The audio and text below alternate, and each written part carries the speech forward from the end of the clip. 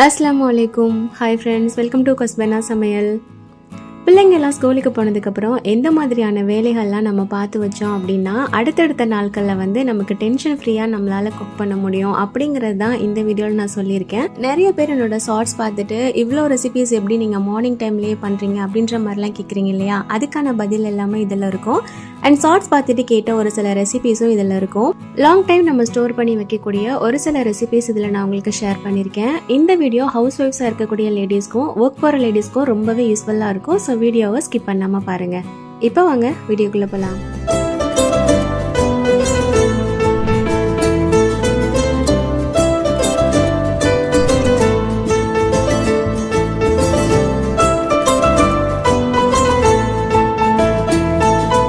ஃபஸ்ட்டாக பார்க்க போகிறது நீங்கள் நிறையா பேர் கேட்ட ஹெல்த்தி இட்லி பொடி ரெசிபி. இட்லி பொடியில் என்ன ஹெல்த்தி அப்படின்னு நினைப்பீங்க. இதில் கொள்ளு, கருப்பு உளுந்து, கருப்பு எள்ளு இந்த மாதிரியான ஒரு சில பொருள் எல்லாம் சேர்த்து பண்ணுறது. பொதுவாக இட்லி பொடி வந்துட்டு எல்லாருக்குமே ரொம்ப பிடிக்கும் அண்ட் ஈஸியாக பண்ணக்கூடியது ஒன்று. அதுவே ஹெல்த்தியாக இருந்தது அப்படின்னா இன்னுமே ரொம்ப நல்லது இல்லையா. ஸோ கொள்ளு யூஸ் பண்ணி இது நானாக ட்ரை பண்ண ஒரு ரெசிபி. நீங்களும் ட்ரை பண்ணி பாருங்கள், கண்டிப்பாக உங்களுக்கு பிடிக்கும். ஏதாவது ஒரு டம்ளர் எடுத்துகிட்டு சரியாக 1 கப் அளவுக்கு கொள்ளு வந்து நான் எடுத்துக்கிறேன். ஒரு பாத்திரத்தை வந்து நல்லா சூடு பண்ணிவிட்டு முதல்ல இந்த கொள்ளு சேர்த்து நல்லா நம்ம வறுத்துக்க போகிறோம். கொள்ளு சேர்க்கறதுனால குழந்தைங்களுக்கு கொடுக்கலாமா அப்படின்னு சொல்லி நினைப்பீங்க. இது தாராளமாக கொடுக்கலாம். ஏன்னா கொள்ளு வந்து சளி இருமலுக்குமே ரொம்பவே நல்லது. கொள்ளு சாப்பிட்டா உடம்பு குறையும், தொப்பை குறையும், இந்த மாதிரிலாம் நம்ம கேள்விப்பட்டிருக்கோம். அதெல்லாம் உண்மைதான். ஆனால் உடம்ப வந்து இது குறைக்காது, உடம்ப வந்து இருக்கும். ஸோ அதனால தான் நமக்கு வெயிட் லாஸ் ஆன மாதிரி தெரியும். அதுவும் இல்லாமல் இந்த ரெசிபிக்கு நம்ம கொள்ளு மட்டும் சேர்க்க போகிறதில்ல, இதில் இன்னும் நிறைய சில பொருட்கள் சேர்க்குறோம். அதனால பிள்ளைங்களுக்குமே நீங்கள் தாராளமாக கொடுக்கலாம். ஓகே, இப்போ கொள்ளு வந்து பார்த்தீங்கன்னா நல்லாவே வறுபட்டுருச்சு. முன்ன இருந்ததுக்கு நல்ல கலர் சேஞ்ச் ஆயிருக்கு இல்லையா. இந்த அளவுக்கு நல்லா வறுத்து எடுத்துக்கணும். இப்போ அதை ஒரு பிளேட்டில் மாற்றிட்டு இந்த கடாயில் வந்து பார்த்தீங்கன்னா ஒரு 1/2 கப் அளவுக்கு கருப்பு உளுந்து எடுத்திருக்கேன். 1 கப் அளவுக்கு கொள்ளு எடுக்கிறீங்கன்னா அதே கப்பில் 1/2 கப் அளவுக்கு கருப்பு உளுந்து எடுத்துக்கோங்க. நார்மல் வெள்ளை உளுந்து கூட நம்ம சேர்க்கலாம், பட் கருப்பு உளுந்து இன்னுமே சத்து. ஸோ அதனால தான் இதை சேர்த்துருக்கேன். இதையும் நல்லா வாசம் வர்ற அளவுக்கு வறுத்துட்டு அதே பிளேட்டில் வந்து நம்ம மாற்றிக்கலாம். அடுத்ததாக அதே கப்பில் வந்துட்டு 1/2 கப் அளவுக்கு கடலைப்பருப்பு வந்துட்டு சேர்த்துக்கிறேன். கொள்ளு மட்டும் 1 கப் அளவுக்கு எடுத்துட்டு மற்ற 2 பருப்பும் 1/2 கப் நம்ம எடுத்தோம் அப்படின்னா கரெக்டாக இருக்கும். இதுவுமே வந்து பார்த்திங்கன்னா நல்லா வறுபடணும், அதோட கலர் வந்து சேஞ்ச் ஆகணும். எப்போவுமே இட்லி பொடிக்கு பருப்பு வகைகள்லாம் நல்லா வறுபட்டுருக்கணும். அப்போ தான் அது நல்லா டேஸ்ட்டாகவும் இருக்கும், லாங் டைமுக்கும் நம்மளால் வைக்க முடியும். ஸோ நல்லா வறுத்து எடுத்துக்கோங்க. அதுக்கப்புறமா ஒரு 2 டேபிள் ஸ்பூன் அளவுக்கு கருப்பு எள்ளு வந்து சேர்த்துக்கிறேன். இந்த டைமில் நல்லாவே சிம்மில் வச்சுருங்க அடுப்பை. அந்த சூட்லேயே வந்து பார்த்திங்கன்னா எள் சீக்கிரமாகவே பொரிய ஆரம்பிச்சிடும். நல்லா பொரிஞ்சு வர டைமில் நம்ம வந்து இதை மாற்றிட வேண்டியதான். ரொம்ப நேரம் வச்சோம் அப்படின்னா சீக்கிரமாக கருகிரும் எள். அதனால் ஒரு 10 செகண்ட் மட்டும் நல்லா வறுத்து விட்டுட்டு இதையும் நம்ம மாற்றிடலாம். இப்போ அடுத்ததாக அதே கடாயில் ஒரே 1 டீஸ்பூன் அளவுக்கு நான் எண்ணெய் சேர்த்துட்டு ஒரு 5-6 பல் வெள்ளைப்பூடு எடுத்துட்டு நல்லா தட்டிட்டு இதில் சேர்த்துக்க போகிறேன். இந்த எண்ணெயிலேயே வெள்ளைப்பூடு வந்து பார்த்திங்கன்னா நல்லா நமக்கு பொரிஞ்சு வரணும். கைவிடாமல் வறுத்துக்கோங்க, ஏன்னா பாத்திரம் ஆல்ரெடி ரொம்பவே சூடாக இருக்கும். ஸோ கைவிடாமல் வறுத்துக்கோங்க. அந்த தோல் எல்லாமே லைட்டாக நமக்கு ப்ரௌன் கலரில் வரும் இல்லையா, இந்த ஸ்டேஜ் வர வரைக்கும் நல்லா வறுத்து எடுத்துட்டு நம்ம இதை மாற்றிடலாம். மற்ற எந்த பொருள் வறுக்கிறதுக்கும் நம்ம எண்ணெய் சேர்க்கணும்னு அவசியம் இல்லை. வெள்ளைப்பூடு சேர்க்கும் போது மட்டும் லைட்டாக எண்ணெய் சேர்த்துக்கோங்க. அண்ட் கடைசியாக இப்போ அதே கடாயில் கொஞ்சமாக காஞ்ச மிளகாய் சேர்த்து வறுத்துக்க போகிறோம். இது வந்து ஒரு 10லேருந்து 15 காஞ்ச மிளகாய் நான் சேர்த்துக்கிறேன். இது உங்களோட காரத்துக்கு தகுந்த மாதிரி தான், எவ்வளோ சேர்க்கணுமோ சேர்த்துக்கோங்க. காரம் நீங்கள் கொஞ்சம் கம்மியாக தான் சாப்பிடுவீங்க அப்படின்னா ஒரு 4-5 மிளகாய் வந்துட்டு கம்மி பண்ணிக்கோங்க. இப்போ இதையுமே நம்ம நல்லா வறுத்து எடுத்துக்கலாம். அதோட தோல் வந்து லைட்டாக கருக்க ஆரம்பிக்கும் இல்லையா, அது வரைக்கும் நம்ம நல்லா வறுத்து எடுத்துட்டு அதே பிளேட்டில் வந்துட்டு நம்ம மாற்றி வச்சிடலாம். ஸோ அவ்வளோதான், வறுத்தெடுக்க வேண்டிய பொருட்கள் எல்லாமே நம்ம வறுத்து எடுத்தாச்சு. இது போக இன்னும் ஒரு சில பொருள்லாம் நம்ம சேர்க்க வேண்டியது இருக்கும். இப்போ இதில் நம்ம சேர்க்கக்கூடிய ஒரு 2 பொருள் என்னதுன்னு பார்த்தீங்கன்னா பெருங்காயத்தூள், அதுக்கப்புறமா உப்பு. பெருங்காயத்தூள் 1 டீஸ்பூன் அளவுக்கு சேர்த்துக்கிறேன். உப்பு வந்து நமக்கு எந்த அளவுக்கு தேவையோ அதுக்கு தகுந்த மாதிரி சேர்த்துக்க வேண்டியதுதான். ஒரு சிலர் பெருங்காயத்தூள் உப்பு ரெண்டையுமே கூட வறுத்துட்டு சேர்ப்பாங்க. பட் நான் வந்து இந்த சூடாக இருக்கும் இல்லையா இந்த பருப்பு எல்லாமே, அதில் சேர்த்துட்டு லைட்டாக மிக்ஸ் பண்ணி விட்டுப்பேன். இந்த சூடே வந்து இதுக்கு போதுமானது தான். இப்போ இந்த பருப்பு வகைகள் எல்லாமே பார்த்திங்கன்னா நல்லா நமக்கு ஆறி வரணும். அதுக்கப்புறமா நம்ம அரைச்சி எடுத்துப்போம். ஸோ இப்போ வந்து நல்லாவே ஆறி வந்துருச்சு. இதை அரைச்சிடலாம். அரைக்கிறதுக்கு எல்லாத்தையும் மொத்தமாக போட்டு அரைச்சிடக்கூடாது. முதல்ல நம்ம மிளகா வந்து வறுத்து வச்சுருந்தோம் இல்லையா, அது எல்லாத்தையும் எடுத்துகிட்டு நல்லா அரைச்சி எடுத்துகிட்டு அதுக்கப்புறமா தான் மற்ற பொருள்லாம் சேர்த்து அரைக்கணும். ஏன்னா மொத்தமாக சேர்த்துட்டோம் அப்படின்னா மிளகா வந்து அந்த அளவுக்கு அரைப்படாது. ஸோ முதல்ல மிளகாவை அரைச்சி எடுத்துட்டு இப்போ மற்ற பருப்பு ஐட்டம் எல்லாமே நான் அதில் சேர்த்துக்கிறேன். இதில் இன்னுமே ஒரு 2 பொருள் சேர்க்கணும். என்னதுன்னு பார்த்தீங்கன்னா 1 டீஸ்பூன் அளவுக்கு மிளகு, ஒரு 1/2 டீஸ்பூன் அளவுக்கு ஜீரகம் சேர்த்துட்டு நல்லா அரைச்சி எடுத்துக்கிறேன். மிளகு ஜீரகமும் நம்ம வறுத்துட்டு நம்ம சேர்க்கணும் அப்படின்னாலும் தாராளமாக சேர்க்கலாம். பட் நான் எப்போவுமே இப்படி அரைக்கிறது தான் வழக்கம். இப்போ இட்லி பொடி வந்து பார்த்திங்கன்னா நல்லா அரைச்சி எடுத்தாச்சு. இட்லி பொடி வந்து லைட்டாக கொரப்பாக இருந்தது அப்படின்னா தான் சாப்பிட்றதுக்கு நல்லாயிருக்கும். அந்த மாதிரி தான் அரைச்சிருக்கேன். பல்ஸ் மோடில் 2-3 தடவை அரைச்சிட்டு அதுக்கப்புறமா அரைச்சிங்க அப்படின்னா சூப்பராக சீக்கிரமாக அரைஞ்சி வந்துடும்.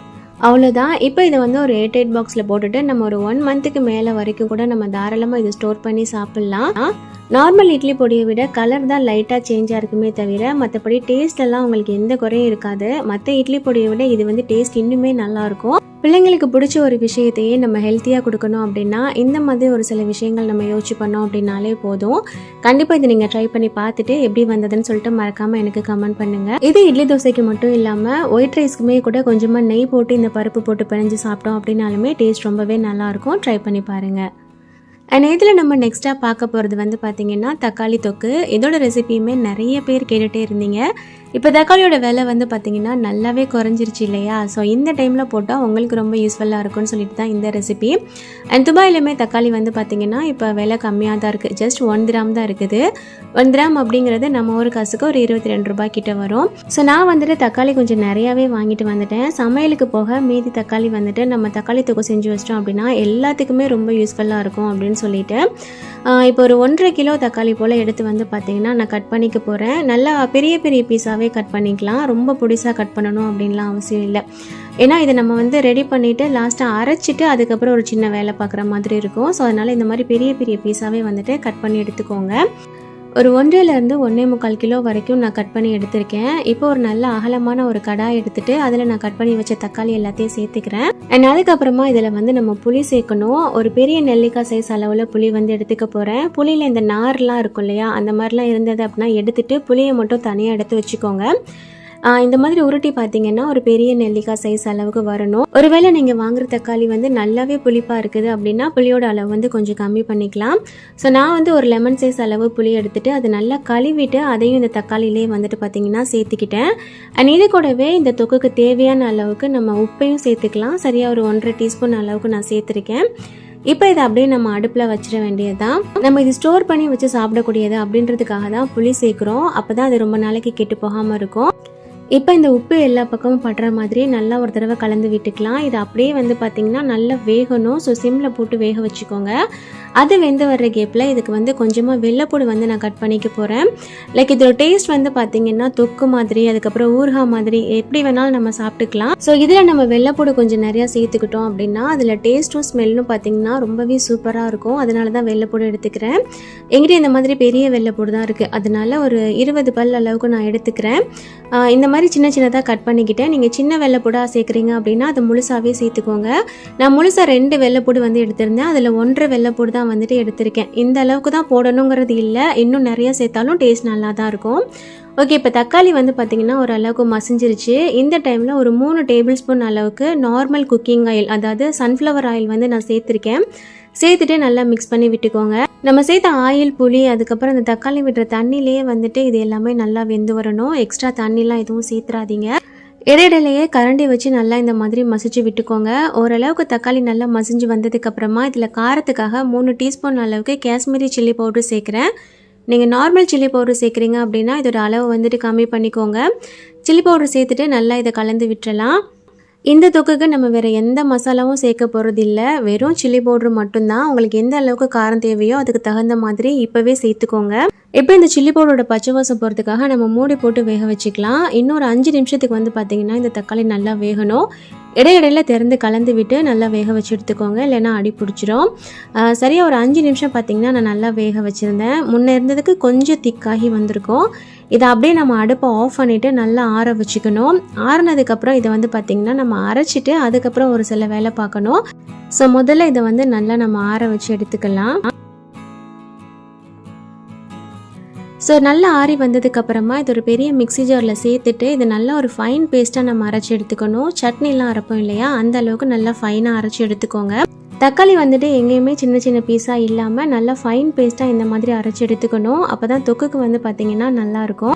இப்போ திரும்ப ஒரு கடாயை சூடு பண்ணிவிட்டு ஒரு 4லேருந்து 5 டேபிள் ஸ்பூன் அளவுக்கு நல்லெண்ணெய் சேர்த்துக்கிறேன். கண்டிப்பாக இந்த டைமில் நல்லெண்ணெய் தான் சேர்த்துக்கணும். அப்போ தான் டேஸ்ட்டும் நல்லாயிருக்கும், ரொம்ப நாளைக்கு கெட்டு போகாமலும் இருக்கும். இந்த எண்ணெய் வந்து நல்லா சூடாகி வந்ததுக்கப்புறம் ஒரு 1லேருந்து 1.5 டீஸ்பூன் அளவுக்கு கடுகு வந்துட்டு சேர்த்துக்கிறேன். கடுகு நல்லா பொரிச்சு வந்ததுக்கப்புறமா நம்ம வெள்ளைப்பூடை உரிச்சு கட் பண்ணி வச்சுருந்தோம் இல்லையா, அதை வந்துட்டு அப்படியே இதில் சேர்த்துட்டு நல்லா நம்ம வறுத்து எடுத்துக்கலாம். எண்ணெய் வந்து ரொம்ப சூடாக இருந்தது அப்படின்னா சீக்கிரம் கரைஞ்சி போயிடும். பட் இதுக்கு வந்து கலர் ரொம்ப சேஞ்ச் ஆகிடக்கூடாது. வெள்ளைப்பூடு இதோட பச்சை வாசம் போகணும், பட் ரொம்ப ப்ரௌன் ஆகிடக்கூடாது. அந்த அளவுக்கு நல்லா வதக்கி எடுத்துக்கோங்க. வெள்ளைப்பூடு இன்னுமே அதிகமாக சேர்த்தோம் அப்படின்னாலுமே டேஸ்ட் நல்லாயிருக்கும். அது உங்களோட விருப்பம்தான். நான் எந்த அளவுக்கு சேர்த்தேன் அப்படிங்கிறத தான் காட்டியிருக்கேன். ஓகே, வெள்ளைப்பூடு இந்த அளவுக்கு தான் வேகணும். இந்த டைமில் நம்ம அரைச்சி வச்சுருந்தோம் இல்லையா தக்காளி பேஸ்ட்டு, அதை வந்து அப்படியே மொத்தமாக சேர்த்துட்டு நல்லா கலந்து விட்டுக்கலாம். ஸோ தக்காளி தொக்குக்கு நம்ம என்னெல்லாம் பண்ணணுமோ அந்த வேலை எல்லாமே பார்த்திங்கன்னா முடிஞ்சிருச்சு. இப்போ வந்து அந்த தொக்கு நல்லா வற்றி எண்ணெய் பிரிஞ்சு வரணும். அது வரைக்கும் நம்ம அடுப்பில் வச்சு கிண்டிகிட்டே இருக்கிற மாதிரி இருக்கும். இடையில திறந்து ஒரு தடவை நல்லா கலந்து விட்டுட்டு அதுக்கப்புறமா மூடி போடுங்க. அண்ட் மூடி போடும்போது லைட்டாக கேப் இருக்கிற மாதிரி போடுங்க, இல்லைன்னா அந்த நீராவி பட்டு மறுபடியும் தொக்கு வந்து தண்ணி ஆயிரும். ஸோ ஒரு 10 நிமிஷத்துக்கிட்ட வந்து பார்த்திங்கன்னா சிம்மில் வச்சு நான் வேக வச்சுருந்தேன். இந்த அளவுக்கு வந்து பார்த்திங்கன்னா நல்லா திக்காகி வந்திருக்கணும். இது ரெடி ஆயிடுச்சு அப்படிங்கிறது எப்படி தெரியும்னு பார்த்தீங்கன்னா, அந்த குட்டி குட்டியாக பபிள்ஸ் வருது இல்லையா, அந்த பபிள்ஸ் வரும்போது அதிலேருந்து அப்படியே எண்ணெய் கக்குற மாதிரி இருக்கணும். ரெடி ஆகிறதுக்கு முன்னாடி அந்த பபிள்ஸில் வந்து பார்த்திங்கன்னா தண்ணியாக வெளியில் வர மாதிரி இருக்கும். பட் ரெடி ஆனதுக்கப்புறம் எண்ணெய் வெளியில் வர மாதிரி இருக்கும். நான் உங்களுக்கு ஜூம் பண்ணி காட்டுறேன் பாருங்கள்.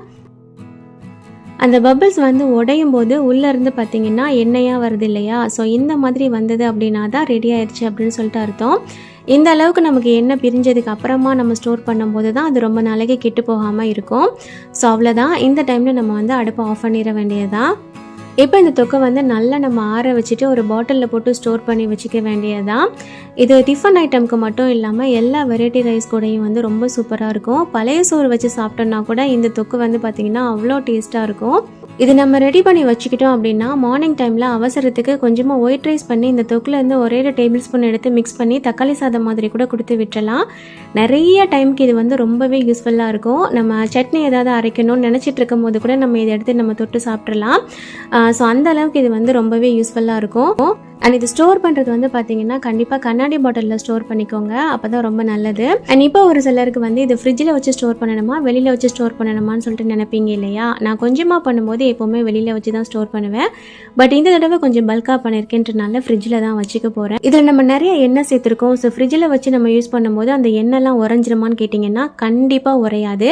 நீங்கள் எப்படி வைக்கிறீங்களோ அதே மாதிரி தான் நீங்கள் கடைசி ஸ்பூன் எடுக்கிற வரைக்கும் உங்களோட தொக்கு இருக்கும். டேஸ்ட்டும் மாறாது, எண்ணெயும் உறையாது. ஸோ இந்த மாதிரி செஞ்சுட்டு நீங்கள் ஃப்ரிட்ஜில் வச்சு ஸ்டோர் பண்ணி யூஸ் பண்ணிக்கோங்க. அண்ட் நெக்ஸ்ட்டாக நம்ம இதில் என்ன ஸ்டோர் பண்ணி வைக்கக்கூடிய ஐட்டம் பார்க்க போகிறோன்னு பார்த்தீங்கன்னா ரவா இட்லி ப்ரீமிக்ஸ். என்னோடய ஷார்ட்ஸ் வீடியோ பார்த்துட்டு நிறைய பேர் என்கிட்ட கேட்டிங்க. ஸோ இன்றைக்கி வந்து இதில் நாங்கள் கூட ஷேர் பண்ணியிருக்கேன். இது நம்ம வீட்டில் ஸ்டாக் இருந்தது அப்படின்னா டிஃபனுக்கோ டின்னருக்கோ என்ன செய்யணும்னு யோசனை வரும் இல்லையா, அந்த டைமில் டக்குன்னு ஒரு 10 நிமிஷத்தில் இதை நம்ம ரெடி பண்ணிடலாம். இதுக்கு வந்துட்டு பார்த்திங்கன்னா ரவை எடுத்து வச்சுருக்கேன். அதுக்கப்புறமா ஒரு பெரிய பச்சை மிளகாய் எடுத்துகிட்டு இந்த மாதிரி சின்ன சின்ன பீஸாக கட் பண்ணி எடுத்துக்கோங்க. இஞ்சி வந்துட்டு ஒரு பெரிய துண்டு இஞ்சி எடுத்துகிட்டு அதையும் இந்த மாதிரி பொடிசாக கட் பண்ணிக்கிறேன். அப்புறம் கொஞ்சமாக கருவேப்பிலை அதையும் குட்டியாக கட் பண்ணிக்கோங்க. அப்புறம் ஒரு 10லேருந்து 15 முந்திரி பருப்பு எடுத்துகிட்டு அதையும் சின்ன சின்ன பீஸாக இந்த மாதிரி கட் பண்ணிக்கோங்க. இது போக நமக்கு அஞ்சரைப்பட்டி சாமான் வந்து கொஞ்சம் தேவைப்படும். அது தாளிக்கும் போது உங்களுக்கு நான் காட்டுறேன்.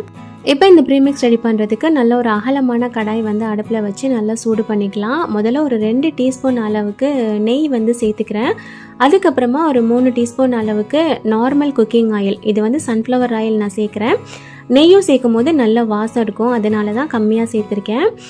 இந்த எண்ணெயும் நெய்யும் வந்து நல்லா சூடாகி வந்ததுக்கப்புறமா இதில் ஒரு டீஸ்பூன் அளவுக்கு கடுகு வந்துட்டு சேர்த்துக்கிறேன். இந்த கடுகு நல்லா வெடித்து வந்ததுக்கப்புறமா ஒரு டீஸ்பூன் அளவுக்கு ஜீரகம் வந்துட்டு சேர்த்துக்கிறேன். அதுக்கப்புறமா ஒரு 2 டீஸ்பூன் அளவுக்கு முழு உளுந்து இருக்குது இல்லையா, அது சேர்த்துக்கிறேன். அதுக்கப்புறமா 2 டீஸ்பூன் அளவுக்கு கடலைப்பருப்பு, அதுவுமே நான் வந்துட்டு சேர்த்துருக்கேன். நம்ம பல்க் குவான்டிட்டி செய்கிறோம் அப்படின்றனால எல்லாமே கொஞ்சம் கொஞ்சம் அதிகம் சேர்த்த மாதிரி இருக்கும். அண்ட் கடைசியாக ஒரு 1/4 டீஸ்பூன் அளவுக்கு மட்டும் மிளகு வந்துட்டு நான் சேர்த்துருக்கேன். மிளகு வந்து உங்களோட ஆப்ஷன் தான். அப்படி சேர்க்குறதா இருந்தால் ரொம்ப கம்மியாக சேர்த்துக்கோங்க, நிறையா சேர்க்க வேண்டாம். இப்போ இது எல்லாமே வந்து பார்த்திங்கன்னா எண்ணெயில் நல்லா பொரிஞ்சு லைட்டாக கலர் சேஞ்ச் ஆகணும். அதுக்கப்புறமா நம்ம இஞ்சி கட் பண்ணி வச்சுருந்தோம் இல்லையா, அதை வந்துட்டு சேர்த்துக்கிறேன். கூடவே நம்ம கட் பண்ணி வச்ச கருவேப்பிலை அதையுமே சேர்த்துட்டு நல்லா வறுத்து விட்டுக்கலாம். இந்த பொருள் எல்லாத்தையுமே ரெடியாக எடுத்து வச்சுட்டு அதுக்கப்புறமா அடுப்பை வந்து ஆன் பண்ணுங்கள். ஏன்னா எல்லாமே டக்கு டக்குன்னு நம்ம சேர்க்குற மாதிரி இருக்கும். லேட் பண்ணோம் அப்படின்னா கருகி போயிடும், அதனால தான். ஓகே, அந்த பொருள் எல்லாமே நல்லா வதங்கிருச்சு. இந்த டைமில் நம்ம கட் பண்ணி வச்ச பச்சை மிளகாய் சேர்த்துட்டு நல்லா வதக்கி விட்டுக்கலாம். பச்சை மிளகாய்க்கு பதிலாக காஞ்ச மிளகாய் சேர்க்கலாமான்னு ஒரு சிலர் நினைப்பீங்க. அது உங்களோட விருப்பம் தான். பட் பச்சை மிளகாயில் நல்ல ஒரு வாசம் இருக்கும், அதுக்காக தான் அதை சேர்த்துருக்கேன். அண்ட் கடைசியாக நம்ம முந்திரி வந்துட்டு சின்ன சின்னதாக கட் பண்ணி வச்சுருந்தேன் இல்லையா, அதையும் சேர்த்துட்டு நல்லா வறுத்து விட்டுக்கலாம். அடுப்பை வந்துட்டு நல்லா சிம்மில் வச்சுக்கோங்க. முந்திரி வந்து பார்த்திங்கன்னா லேசான சூடில் லைட்டாக அதோட கலர் வந்துட்டு சேஞ்ச் ஆகணும். அதுக்கப்புறமா பெருங்காயத்தூள் வந்துட்டு ஒரு டீஸ்பூன் அளவுக்கு இந்த எண்ணெயிலே நான் வந்துட்டு சேர்த்துக்கிறேன். அந்த பெருங்காயத்தூளோட பச்சை வாசமும் போகிற வரைக்கும் நல்லா நம்ம வறுத்து விட்டுக்கலாம். ஒரு சிலர் ரவா இட்லிக்கு மஞ்சள் தூள் சேர்ப்பாங்க. எனக்கு மஞ்சள் தூள் சேர்க்குறது அவ்வளோவா பிடிக்காது. உங்களுக்கு விருப்பம் இருந்ததுன்னா நீங்கள் சேர்த்துக்கோங்க. அவ்வளோதான். இப்போ இதில் வந்துட்டு நான் ரவை சேர்த்துக்க போகிறேன். 1 கிலோ பாக்கெட் வந்து ரவை நான் எடுத்து வச்சுருந்தேன். அதில் 3/4 கிலோ அளவுக்கு நான் சேர்க்குறேன். கப் அளவுக்கு சொல்லணும் அப்படின்னா சரியாக 3 கப் அளவுக்கு ரவை வந்துட்டு நான் சேர்த்துருக்கேன். நம்ம தாளிக்கிறதுக்கு ஒரு சில பொருள்லாம் சேர்த்து நம்ம வதக்கியிருந்தோம் இல்லையா, அது வந்து ரொம்ப அதிகமாக இருக்க வேணாம், கம்மியாக இருந்தாலே போதும் அப்படின்ற மாதிரி நினச்சிங்கன்னா 1 கிலோ அளவுக்கு ரவை வந்து நீங்கள் இதில் சேர்த்துக்கலாம். இல்லை தாளிப்பு பொருள்லாம் எங்களுக்கு அங்கங்கே கடிப்படுற மாதிரி இருக்கணும், அப்போ தான் டேஸ்ட்டு பிடிக்கும் அப்படின்னு நினச்சிங்கன்னா நீங்கள் வந்து 3/4 கிலோ சேர்த்தா போதும். நான் வந்து இந்த பாக்கெட்டில் சரியாக 3/4 பாக்கெட் அளவுக்கு சேர்த்துட்டு கொஞ்சமாக எடுத்து வச்சுட்டேன். நீங்கள் முழுசாக சேர்க்கணும் அப்படின்னாலும் சேர்த்துக்கலாம், அது உங்களுடைய விருப்பம் தான். ஓகே, இப்போ இந்த ரவை வந்து பார்த்திங்கன்னா நமக்கு நல்லா வறுபட்டு வரணும். நார்மலாக உப்புமா கேசரிலாம் பண்ணும்போது ரவையை நல்லா வறுப்போம் இல்லையா, அந்த அளவுக்கு நல்லா வறுத்து எடுத்துக்கணும். பட் கைவிடாமல் வறுக்கணும், இல்லைன்னா பாத்திரத்தோட ஹீட்டுக்கு சீக்கிரமாக அது கருகி போன மாதிரி ஆயிரும். ஸோ ஒரு 3லேருந்து 5 நிமிஷத்துக்கு நல்லா கைவிடாமல் சிம்லேயே வச்சு நல்லா வறுத்து எடுத்துக்கோங்க. அவ்வளோதான். இப்போ வந்து பார்த்திங்கன்னா நான் நல்லா வறுத்து எடுத்துட்டேன். நல்லா பொழுன்னு இந்த மாதிரி இருக்கணும். ரொம்பவும் அதிகமாக நீங்கள் எண்ணெய் நெய்லாம் சேர்த்துறாதீங்க. உங்களுக்கு வீடியோவில் பார்க்க தெரியுது இல்லையா, இந்த அளவுக்கு இருக்கணும். இப்போ அடுப்பை ஆஃப் பண்ணிவிட்டு நம்ம வந்து ஆற வச்சிடலாம். ஆற வைக்கிறதுக்கு அதே பாத்திரத்தில் வச்சிடாமல் ஒரு பிளேட்டில் வந்து மாற்றிடுங்க, இல்லைன்னா அந்த பாத்திரத்தோட ஹீட்டுக்கு வந்து இன்னுமே நல்லா கலர் சேஞ்ச் ஆயிரும். நான் வந்து நல்லா ஒரு பெரிய பிளேட்டுக்கு மாற்றிட்டு இதை வந்துட்டு ஆற வச்சுக்கிறேன். இது ஆறி வந்ததுக்கப்புறமா நம்ம ஒரு பாக்ஸில் போட்டு ஸ்டோர் பண்ணிக்க வேண்டியதான். இதை ரெடி பண்ணுறதுக்கு என்னெல்லாம் சேர்க்கணும் அப்படிங்கிறதையும் நான் உங்களுக்கு சொல்லிடுறேன். ஒரு 1 மணி நேரம் கிட்ட நான் நல்லாவே ஆற வச்சுட்டேன். கையில் தொட்டு பார்க்கும்போது சூடு வந்து கொஞ்சம் கூட இருக்கக்கூடாது. அதுக்கப்புறமா தான் நம்ம ஸ்டோர் பண்ணி வைக்கணும். ஓகே, இதில் இட்லி எப்படி ரெடி பண்ணுறது அப்படிங்கிறதையும் நான் குயிக்காக சொல்லிடுறேன். இந்த ரவா இட்லி ப்ரீமிக்ஸில் இருந்துட்டு ஒரு 2 கப் அளவுக்கு நீங்கள் எடுத்துக்கோங்க ஒரு பெரிய பவுலில். அதில் சரியாக 1 கப் அளவுக்கு நல்ல புளிப்பான தயிர் வந்துட்டு சேர்த்துக்கோங்க. அதில் ஒரு 1/2 டீஸ்பூன் அளவுக்கு உப்பு, 1/2 டீஸ்பூன் அளவுக்கு பேக்கிங் சோடா சேர்த்துட்டு தண்ணி சேர்த்து நல்லா கலந்து எடுத்துக்கோங்க. அதை ஒரு 10லேருந்து 15 நிமிஷம் மட்டும் நம்ம ஊற வச்சுக்கணும். அதுக்கப்புறமா நம்ம இட்லியாக சுட்டு எடுத்துக்க வேண்டியதான். இட்லி மாவு வந்து பார்த்திங்கன்னா நல்லா திக்காக இருக்கணும். ரொம்ப தோசை மாவு மாதிரி தண்ணி மாதிரி இல்லாமல் கொஞ்சம் திக்காக இருந்தது அப்படின்னா உங்களுக்கு சூப்பராக வரும். இல்லை எங்களுக்கு நீங்கள் செஞ்சு காட்டிடுங்க அப்படின்னு சொல்கிறீங்கன்னா ஏதாவது ஒரு ஷார்ட்ஸில் வந்துட்டு நான் உங்களுக்கு சீக்கிரமாக போஸ்ட் பண்ணுறேன். இந்த ரவா இட்லி ப்ரீமிக்ஸ், அதுக்கப்புறம் இதுக்கு முன்னாடி பார்த்த இட்லி பொடி இல்லை தக்காளி தொக்கு ஏதாவது வீட்டில் இருந்தது அப்படின்னா எவ்வளோ ஈஸியாக இருக்குங்கிறத உங்களுக்கு புரியும்னு நினைக்கிறேன். ட்ரை பண்ணி பாருங்கள். அண்ட் இதை நம்ம அடுத்ததாக பார்க்கக்கூடியது பிள்ளைங்களுக்கான ஒரு ஸ்நாக்ஸ் ஐட்டம். இதுவுமே எங்கிட்ட நிறைய பேர் கேட்டீங்க. என்னதுன்னு பார்த்தீங்கன்னா ராகி சாக்லேட் கேக். இது நம்மளுடைய சப்ஸ்கிரைபர் ட்ரை பண்ண சொன்ன ஒரு ரெசிபி. ஆல்ரெடி நான் பண்ண சாக்லேட் கேக் ரெசிபிலேயே ஒரு சின்ன சேஞ்ச் மட்டும் சொல்லியிருந்தாங்க. ஸோ அதை வந்து நான் உங்கள் கூடயே ஷேர் பண்ணிக்கிறேன். இது ரெடி பண்ணுறதுக்கு ஒரு பெரிய பவுலில் ஒரு 2 முட்டை வந்துட்டு நான் எடுத்துக்க போகிறேன். முட்டை சேர்க்க விருப்பம் இல்லாதவங்க என்ன செய்யலாம் அப்படிங்கிறதையும் நான் வீடியோவில் சொல்கிறேன். முட்டையை வந்து பார்த்திங்கன்னா நல்லா நம்ம இதை பீட் பண்ணி எடுத்துக்கணும். இது வந்து நார்மல் விஸ்க் இருக்கும் இல்லையா நம்ம வீட்டில், அதை வச்சு நல்லா அடித்து எடுத்துக்க வேண்டியது. ஏதாவது ஸ்நாக்ஸ் ஐட்டம் பண்ணணும் அப்படின்னாலுமே பிள்ளைங்க ஸ்கூலுக்கு போன நேரத்தில் தான் நான் பண்ணுவேன். அப்போ தான் நெக்ஸ்ட் டே அவங்களுக்கு ஸ்கூலுக்கு கொடுத்து விடுறதுக்கும் வீட்டில் வந்து சாப்பிட்றதுக்குமே கொஞ்சம் வசதியாக இருக்கும். அதனால ஓகே, முட்டையை நல்லா அடித்து எடுத்தாச்சு. அப்புறம் இந்த மாதிரி ஒரு கப்பு வந்து எடுத்துக்கிறேன். உங்கள் வீட்டில் என்ன கப்பு இருக்குதோ அதை வந்து எடுத்துக்கோங்க. அளவு வந்து நான் சொல்கிற மாதிரியே கரெக்டாக அளந்துட்டு வாங்க. சரியாக அந்த கப்பில் 1 கப் அளவுக்கு நான் காய்ச்சாத பால் சேர்க்குறேன். இது வந்து பச்சை பால் தான். காய்ச்சாத பால் சேர்த்துட்டு இதில் வந்து பார்த்திங்கன்னா அதே கப்பில் 1/2 கப் அளவுக்கு ஆயில் வந்து சேர்த்துக்கிறேன், சன்ஃப்ளவர் ஆயில். ஏதாவது ஃப்ளேவர்லெஸ் ஆயிலாக சேர்க்கணும். ரீஃபைண்ட் ஆயில் இல்லை சன்ஃப்ளவர் ஆயில் இந்த மாதிரி ஏதாவது சேர்த்துக்கோங்க, அதில் தான் வாசம் இருக்காது. அண்ட் கூடவே வந்துட்டு இதுக்கு இனிப்புக்கு வந்து பார்த்திங்கன்னா நான் நாட்டு சக்கரை வந்து 3/4 கப் அளவுக்கும் மீதி 1/4 கப் அளவுக்கு சீனியும் நான் சேர்த்துக்க போகிறேன். நீங்கள் முழுசாகவே 1 கப் அளவுக்கு நாட்டு சக்கரையோ இல்லை 1 கப் அளவுக்கு சீனியோ சேர்க்கணுன்னாலும் சேர்த்துக்கலாம்.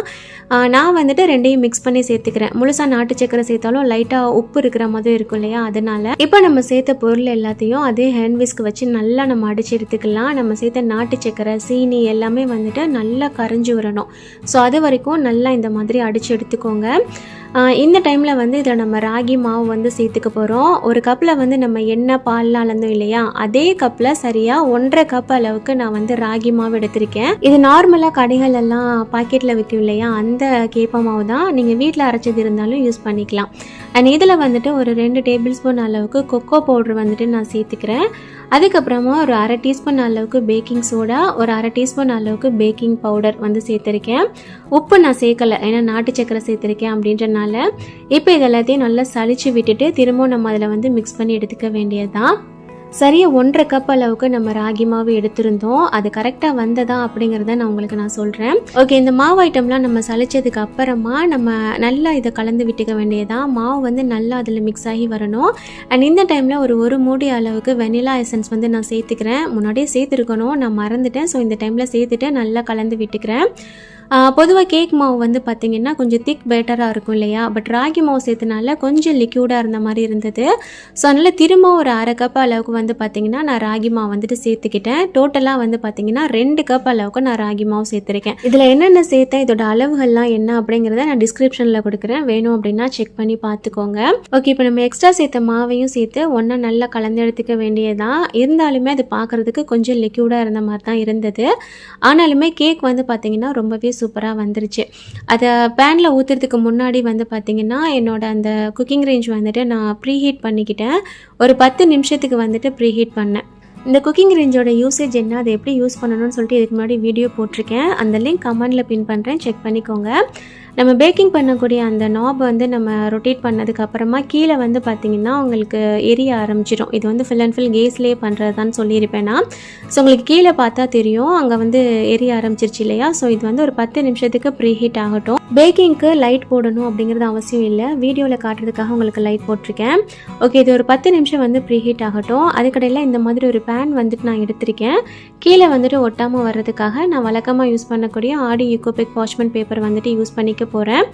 இது உங்ககிட்ட இல்லை அப்படின்னா நார்மலாக கொஞ்சமாக ஆயில் தடவிட்டு அதில் மைதா ஸ்ப்ரெட் பண்ணி விட்டுட்டு அதுக்கப்புறமா நம்ம ரெடி பண்ணி வச்ச கேக் மாவு வந்து அதில் சேர்த்துக்க வேண்டியதுதான். ஸோ மாவு எல்லாத்தையும் அந்த பேனில் சேர்த்ததுக்கப்புறமா லைட்டாக ஒன்று போல் இந்த மாதிரி கலந்து விட்டுட்டு நல்லா டேப் பண்ணி எடுத்துக்கிறேன் 2-3 தடவை. ஏதாவது பபிள்ஸ் இருந்தால் ரிலீஸ் ஆயிரும்னு சொல்லிட்டு இப்போ நம்ம ப்ரீஹீட் பண்ணி வச்சு ஓவனில் வச்சுட்டு சரியாக ஒரு 15 நிமிஷம் மட்டும் முதல்ல வச்சுக்கிறேன். ஏன்னா ஓடிஜி விட இதில் வந்து சீக்கிரமாகவே ரெடியாகி வந்துடும், ரொம்ப நேரம் வைக்கணும்னு அவசியம் இல்லை. ஸோ ஃபஸ்ட்டு வந்துட்டு பார்த்திங்கன்னா ஒரு 15 நிமிஷம் மட்டும் நான் வேக வச்சேன். ஏன்னா இந்த குக்கிங் ரேஞ்சில் நான் நார்மலாக என்ன கேக் பண்ணாலுமே 15 நிமிஷத்தில் ரெடி ஆயிரும். ஸோ இதுவும் அந்த மாதிரி ரெடி ஆயிரும்னு சொல்லிட்டு தான் நான் வச்சேன். பட் இந்த மாவு வந்து பார்த்திங்கன்னா கொஞ்சம் லிக்யூடாக இருந்தது இல்லையா, ஸோ அதனால் ஒரு 20 நிமிஷம் கிட்டே எடுத்துச்சு. இதுவே நீங்கள் பாத்திரத்தில் பண்ணுறீங்க அப்படின்னா ஒரு பெரிய பாத்திரத்தை நல்லா சூடு பண்ணிவிட்டு உள்ளே வந்துட்டு ஏதாவது ஸ்டாண்ட் மாதிரி வச்சுட்டு இந்த மாவு ஊற்றி வச்சுக்கிற பேன் வச்சு நம்ம வேக வச்சு எடுத்துடலாம். ஒரு 1 மணி நேரம் கிட்ட ஆகும். ஆனால் ஓகே, இப்போ கேக் வெந்துருச்சான்னு செக் பண்ணி பார்த்தேன், ரொம்பவே சூப்பராக வெந்து வந்துருச்சு. பட் கொஞ்சம் சூடாக இருந்த மாதிரி இருந்தது. ஸோ இதை நல்லா ஆற வச்சுட்டு உங்களுக்கு அதுக்கப்புறமா நான் பீஸ் போட்டு காட்டுறேன்.